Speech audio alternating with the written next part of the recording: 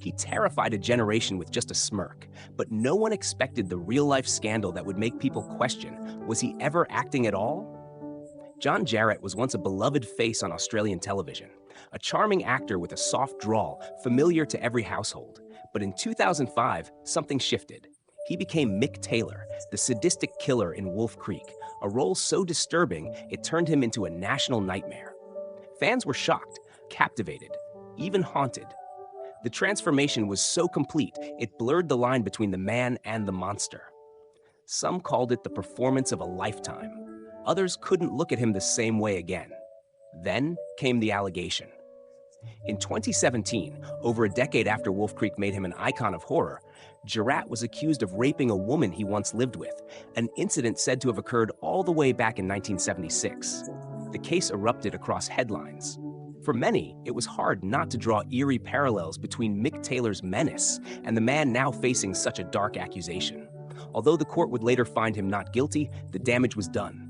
The career stalled. The admiration fractured. The whispers never stopped. Was he simply a brilliant actor?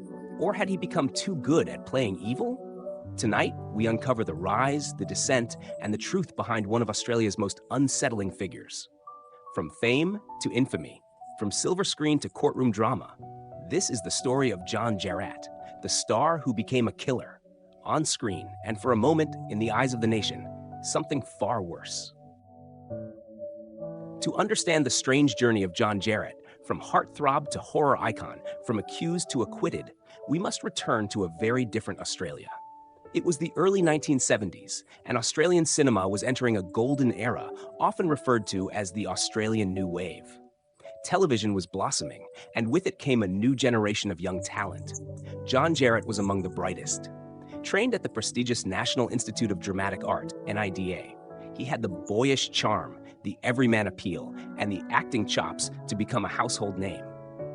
His first major role came in The Last Wave, 1977, a mysterious, atmospheric thriller that hinted at the supernatural. From there, he moved fluidly between film and television, capturing audiences with performances in Picnic at Hanging Rock and The Chant of Jimmy Blacksmith. Jarratt wasn't flashy. He wasn't the kind of star who craved paparazzi or headlines. He was solid, consistent, respected. And for decades, that's exactly who he was. The dependable Aussie actor who could melt into any role. Off-screen, Jarratt lived a relatively quiet life, though not without turbulence. He was married 3 times, fathered 6 children, and occasionally made headlines for personal conflicts. But nothing ever stuck. He was still seen as affable, grounded, even modest. In many ways, John Jarratt was a mirror of Australian masculinity itself. Rugged, weathered, emotionally restrained. That all changed in 2005. When Wolf Creek premiered, it didn't just shock audiences, it redefined Jarratt's career. Suddenly, he wasn't the familiar face from Sunday afternoon dramas. He was Mick Taylor, a sadistic, drawling, bloodthirsty predator lurking in the outback. The performance was visceral. He improvised much of the character. He channeled years of experience, raw intensity, and something darker, something no one could quite name. The film became a cult phenomenon, spawning sequels and a television series. But the public's reaction to Jarratt was complex. People admired his commitment to the role, yet many felt disturbed. The character was too real, too convincing, too close. Behind closed doors, Jarratt had long wrestled with the duality of fame, being known and yet misunderstood. He once said in an interview, "I became famous for being someone people are afraid of. That's a strange thing to live with." What was meant as a career milestone had quietly become a prison. For many fans, the line between Mick Taylor and John Jarratt began to dissolve. And then, the 2017 accusation exploded like a time bomb. The news broke that a woman had accused Jarratt of raping her in 1976 when they shared a house. He was 24 at the time. The media was ruthless. Though the alleged incident had taken place over 4 decades earlier, it immediately colored how people viewed him. Because they didn't just see John Jarratt anymore. They saw Mick Taylor. And suddenly, his most celebrated performance felt like something far more sinister. This story is not just about a man or a scandal. It's about how a role can define you, and how, When the world begins to see you through the eyes of a monster, escaping that shadow may no longer be possible. John Jarratt's rise began not with a bang, but with a quiet, steady climb, fueled by raw talent, a strong work ethic, and an uncanny ability to disappear into his characters. Born in 1951 in the rural town of Wongawilli, New South Wales, Jarratt grew up in a modest household. He wasn't raised with a silver spoon or the expectation of stardom. Acting came as a revelation. After being accepted into NIDA, his classmates included future giants like Mel Gibson and Judy Davis. Even among such talent, Jarratt stood out, not for flash or charisma, but for depth and subtlety. In 1975, he landed a major role in The Last Wave, directed by Peter Weir. The film was surreal, metaphysical, and distinctly Australian. Jarratt's performance was controlled, eerie, and unforgettable. It was his gateway to a range of roles in the emerging Australian film boom. Over the next 2 decades, he worked tirelessly. Films like Summer City, Next of Kin, Dead Heart, and TV shows such as A Country Practice, McLeod's Daughters, and Blue Murder filled his resume. He was everywhere, yet never overpowering. He wasn't a celebrity, he was a working actor, the kind Australia respected. But the glamour never fully touched him. Jarratt battled through a series of personal setbacks, 3 marriages, each ending, financial struggles, career dry spells. He once worked as a carpenter between roles. Fame, when it came, was fleeting, inconsistent. Still, he endured. That resilience would become his defining trait. Then came Wolf Creek. Jarratt was 53, a veteran in the industry, when the role of Mick Taylor arrived, a last-minute casting decision that would change everything. He didn't just perform the part, he became it. From the twisted laugh to the sadistic charm, Jarratt constructed one of the most terrifying characters in modern horror, and he did it with frightening authenticity. His portrayal was so visceral, some believed he drew from real darkness. Critics hailed the performance. Audiences were horrified. The film exploded internationally, cementing Jarratt as the face of Australian horror. With sudden fame came unexpected weight. Jarratt was now typecast, offers poured in, but always with the same flavor. Twisted men, villains, psychopaths. He accepted them, but privately, he was conflicted. The public saw him as one thing: dangerous, deranged, and there was no turning back. Then came the first whispers of a darker reality. In late 2017, Australian media reported that Jarratt had been charged with rape, an allegation dating back to 1976. The woman, a former housemate, claimed he assaulted her one night while she was sleeping. Jarratt denied the charge. He maintained it had been consensual. The case was immediately front-page news. For the public, the timing was jarring. Here was the man who had made a living playing a rapist and murderer on screen, now standing trial for a crime all too similar. The escalation was brutal. Tabloids devoured the story. Social media was unforgiving. Rumors circulated. Journalists pulled up old quotes, dissected interviews, searched for cracks. Jarratt, once seen as the quiet professional, was now under siege. His past performances were re-examined through a new lens. Some critics even suggested Wolf Creek should be re-evaluated. Was it still art, or something more disturbing? The court proceedings began in 2019. It was a slow, emotionally draining process. Jarratt broke down in tears during interviews, pleading his innocence. He said he'd lost work, lost friends, lost peace. "I've been in hell," he confessed. Even those close to him weren't sure what to believe. And yet, despite the chaos, there was no hard evidence, no physical proof, no witnesses, just memory, conflicting accounts, and 40 years of silence. The jury deliberated. In the end, they found him not guilty. But victory, if it was that, came at a cost. The consequences lingered. Studios pulled back, casting agents hesitated, interviews grew cold. He had been cleared by the courts, but not by the public. The shadow of Mick Taylor was now fused with something real, something irreversible. John Jarratt's rise had been long and steady, his fall instantaneous and absolute.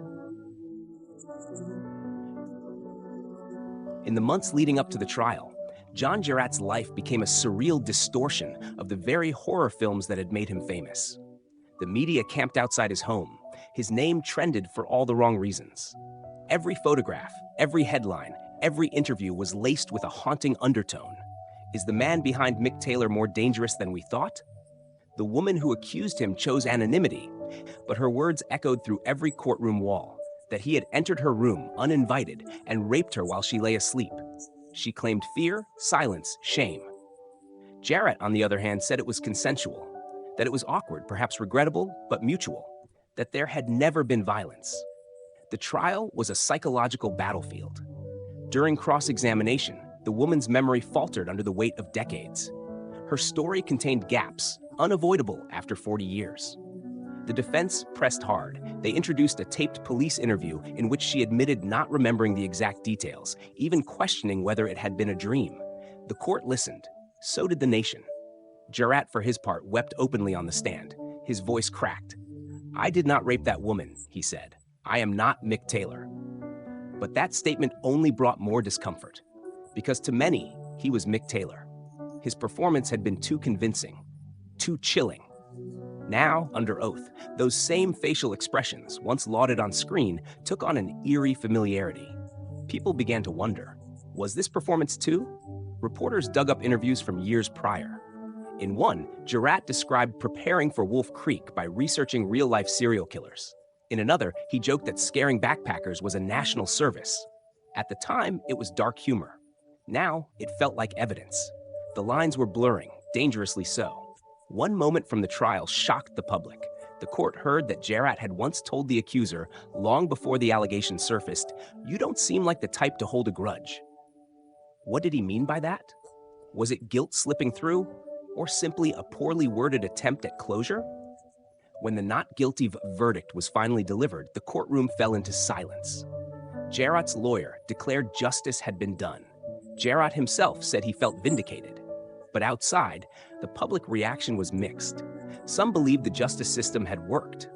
Others whispered that he got away with it.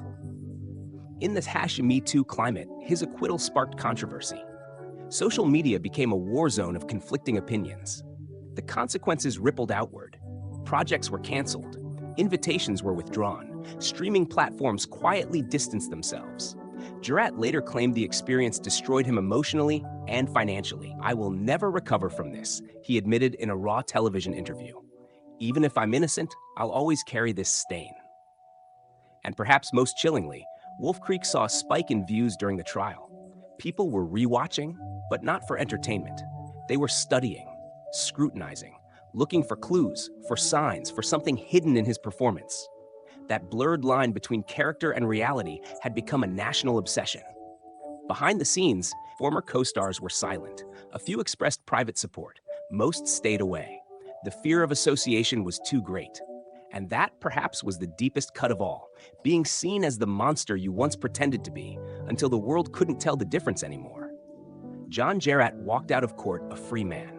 But he didn't walk out clean. John Jarratt's story is not an easy one to classify.